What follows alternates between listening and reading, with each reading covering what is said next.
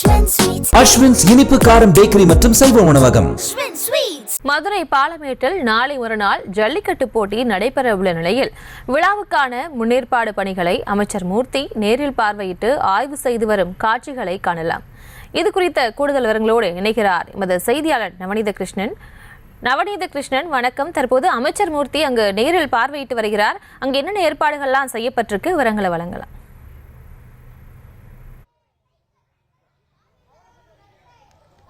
தமிழர்களின் வீர விளையாட்டுகளில் ஒன்று ஜல்லிக்கட்டு. ஒவ்வொரு ஆண்டும் மாட்டுப்பொங்கல் என்று பார்த்தோமேனால் நான் இருக்கக்கூடிய இந்த பகுதியில் பாலமேடு கிராமத்து பொது மகாலிங்க சுவாமி மடத்து கமிட்டி சார்பாக இந்த மஞ்சமலை ஆற்றங்கரையில் பல்லாயிரக்கணக்கான பொதுமக்களுக்கு மத்தியிலே 1000க்கும் மேற்பட்ட காளைகள் இந்த வாடிவாசலை விட்டு சீறி பாயக்கூடிய ஒரு நிலை இருந்து வரக்கூடிய வேளையிலே 600க்கும் மேற்பட்ட காளையர்கள் அந்த சீறி வரக்கூடிய காளைகளை அடக்குவதற்காக ஏற்கனவே ஆன்லைன் மூலமாக பதிவு செய்திருந்தக்கூடியது குறிப்பிடத்தக்கது.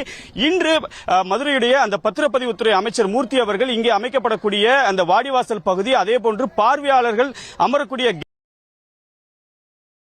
மாடுகள் வெளிநாடுகள் மற்றும் வெளி மாநிலங்களிலிருந்து வரக்கூடிய சுற்றுலா பயணிகள் அமர்வதற்கு ஏதுவாக வெளிநாடுகள் மற்றும் தற்போது நாம் பார்க்கக்கூடிய காட்சி பார்த்தோம்னால் தற்காலிக கேலரிகள் அமைக்கும் பணியில் பணியாளர்கள் ஈடுபட்டு வருகிறார்கள். குறிப்பாக இந்த பகுதிக்கு ஒவ்வொரு ஆண்டும் பாலமேடிலே நடைபெறக்கூடிய ஜல்லிக்கட்டை பார்க்க வேண்டும் என்பதற்காக தமிழகம் முழுவதும் இருக்கக்கூடிய ஜல்லிக்கட்டு ஆர்வலர்களும் பொதுமக்களும் சுற்றுலா பயணிகளும் வருகை தரக்கூடிய வேளையிலே அவர்கள் இலகுவாக மேலே பொதுமக்களும் சுற்றுலா பயணிகளும் வருகை தரக்கூடிய வேளையிலே அவர்கள் இலகுவாக மேலே ஏறுவதற்கு வசதியாக தற்காலிக கேலரிகள் அமைக்கும் பணிகள் ஏற்பாடு செய்யப்பட்டிருக்கிறது. ஏற்கனவே நிரந்தர கேலரிகள் அமைக்கப்பட்டிருக்கின்றன. ஒருபுறம் காவலர்கள் மற்றும் அரசு சுற்றுலா பயணிகள் வருவதற்கான கேலரிகளும் இங்கே அமைக்கப்பட்டிருப்பது தற்போது நாம் பார்க்கக்கூடிய காட்சி பார்த்தோம்.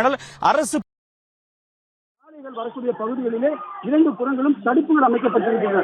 ஒவ்வொரு சுற்றின் முடிவிலுமே காயம்பட்ட அல்லது பிற பகுதிகளுக்கு செல்லக்கூடிய வீரர்கள் வருவதற்கான ஒரு பாதை ஒதுக்கப்பட்டிருந்தாலும் வாடிவாசலில் இருந்து அந்த எல்லைக்கோடு என்று சொல்லக்கூடிய சுமார் 20 அடி தூரத்திற்கு தென்னை நார்கள் இங்கே போடப்பட்டிருக்கின்றன. இந்த தென்னை நார்கள் அனைத்துமே இன்று ஒவ்வொன்றாக இங்கே போடப்பட்டு வருகிறது. சுமார் 2 அடி உயரத்திற்கு அமைய போகும் இந்த தென்னை நார்களானது அந்த எல்லை என்று சொல்லக்கூடிய ஜல்லிக்கட்டு காளை வாடிவாசலை விட்டு சீறி வரும்போது அந்த எல்லையிலே பிடிக்கக்கூடிய காளையர்களுக்கு சிறந்த பரிசுகள் வழங்கப்படுவது வழக்கம்.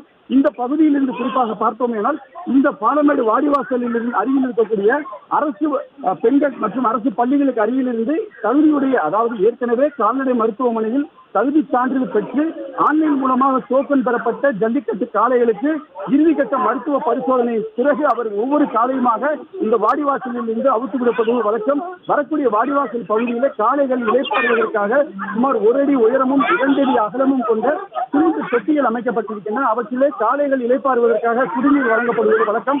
அதன் அடிப்படையில் சுமார் 2 கிலோமீட்டர் தூரத்திற்கு 8 அடி உயர தடுப்புகள் அமைக்கப்பட்டிருக்கின்றன. காவல்துறையினர் முழுவதுமாக 50க்கும் மேற்பட்ட சிசிடிவி கேமரா பொறுத்து கண்காணிப்பு பணியில் ஈடுபடுவது குறிப்பிடத்தக்கது. அதே போன்று இப்போது நம்ம வெளிப்படையாக காட்சிப்படுத்தக்கூடிய காட்சியை பார்த்தோம். இந்த பரிசு, அதாவது ஜல்லிக்கட்டு போட்டியிலே வெற்றி பெறக்கூடிய காளை மற்றும் மாடுபிடி வீரர்களுக்கு பரிசாக வழங்கக்கூடிய பரிசு பொருட்கள் வைக்கக்கூடிய பகுதியில் பணிகள் நடைபெற்று வருகிறது. சிறந்த மாடு விவரங்களுக்கு நன்றி நவநீத கிருஷ்ணன்.